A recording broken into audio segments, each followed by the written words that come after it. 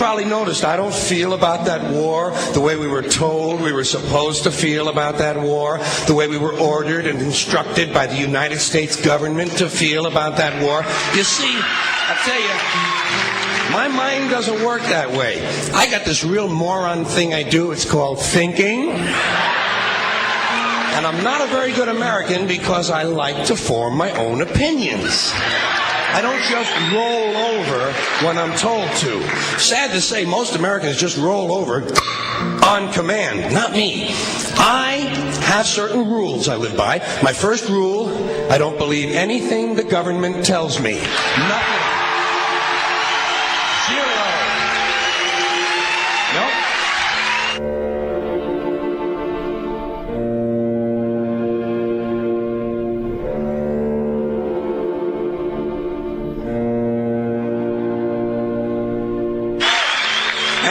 Take very seriously the media or the press in this country, who in the case of the Persian Gulf War were nothing more than unpaid employees of the Department of Defense, and who most of the time function as kind of an unofficial public relations agency for the United States government. So I don't listen to them. I don't really believe in my country, and I gotta tell you folks, I don't get all choked up about yellow ribbons and American flags. Now, to balance the scale, I'd like to talk about some things that bring us together. Things that point out our similarities instead of our differences. Because that's all you ever hear about in this country is our differences. That's all the media and the politicians are ever talking about, the things that separate us, things that make us different from one another.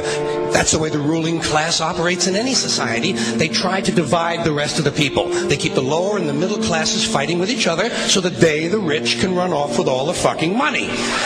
Fairly simple thing happens to work.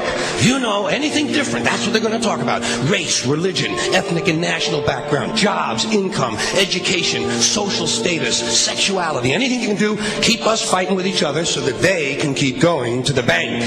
You know how I describe the economic and social classes in this country? The upper class keeps all of the money, pays none of the taxes. The middle class pays all of the taxes, does all of the work. The poor are there just to scare the shit out of the middle class. Keep them showing up at those jobs. Politicians know that word. They use it on you. Politicians have traditionally hidden behind three things: the flag, the Bible, and children. No child left behind. No child left behind. Oh, really? Well, it wasn't long ago you were talking about giving kids a head start. Head start, left behind. Someone's losing fucking ground here. But there's a reason. There's a reason. There's a reason for this. There's a reason education sucks, and it's the same reason that it will never, ever, ever be fixed. It's never going to get any better. Don't look for it. Be happy with what you got. Because the owners of this country don't want that. I'm talking about the real owners now.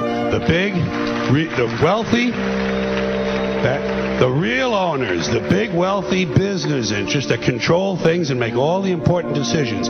Forget the politicians. They're irrelevant. The politicians are put there to give you the idea that you have freedom of choice. You don't.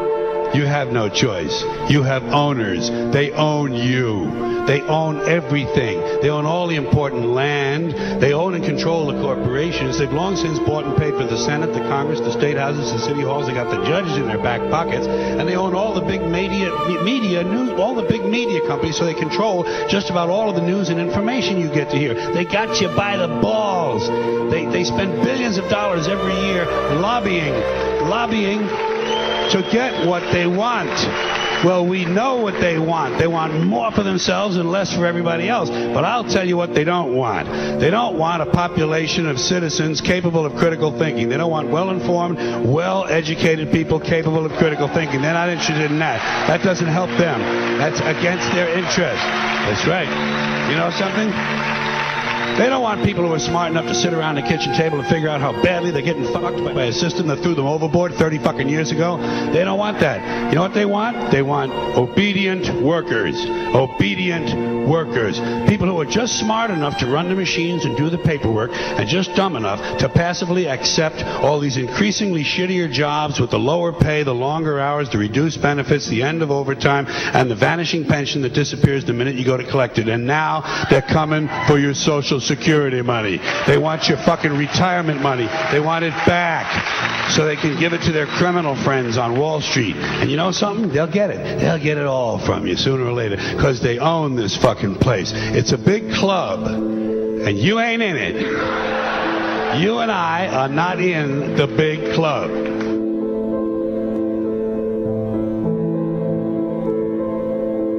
The greatest form of control is where you think you're free when you're being fundamentally manipulated and dictated to.